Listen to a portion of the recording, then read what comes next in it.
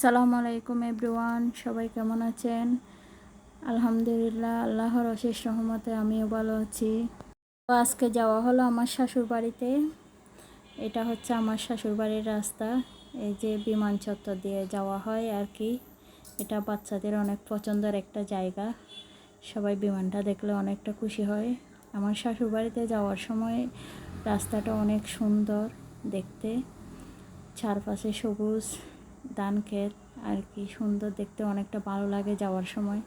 অনেক দূর তো, গ্রাম অঞ্চলের প্রতিটা বাড়ি রাস্তা সবটাই দেখতে অনেক সুন্দর এবং শান্তিময়। আমার অনেক ভালো লাগে আর কি এরকম রাস্তাঘাটে একটু বেড়াতে যাওয়া আসা।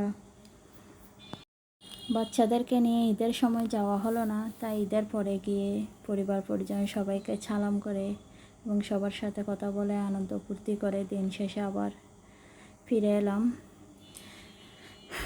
বাড়িতে এমনি বাচ্চাদেরকে নিয়ে গেলে অনেকটা কষ্ট হয়। তারা দৌড়াদৌড়ি, এক জায়গায় দাঁড়াইতে চায় না, হঠাৎ করে বাসা থেকে বের হয়। চারপাশে অনেকটা তাদের জন্য খোলামেলা অনেকটা ঘুরতে ইচ্ছা করে, ওরা ঘুরে আর কি। আমার ছোটো ছেলে অনেক খুশি। আমাদের পাশের বাড়িতে একটা আঙ্কেলের বাড়িতে আর কি কিছু বাচ্চাদের জন্য খেলনা দেওয়া করছিল। মায়েদের জন্য অনেক সুবিধা হয়েছে, বাচ্চারা ওখানে খেলতেছে। বাস আমরা একটু ঘুরতে পারলাম, না হয়তো এক জায়গায় দাঁড়ানো যায় না ওদের জন্য।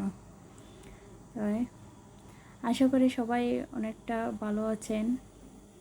আমার বাচ্চারা অনেক খুশি এই খেলনাগুলো পেয়ে। দাদার বাড়িতে আসতেও চায় না, অনেক কষ্ট করে নিয়ে আসলাম।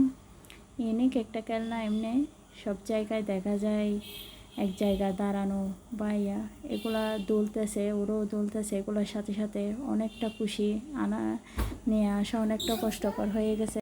সবাই সাবস্ক্রাইব করবেন এবং পাশে থাকবেন, আমাকে এগিয়ে যাওয়ার জন্য সাহায্য করবেন। ধন্যবাদ।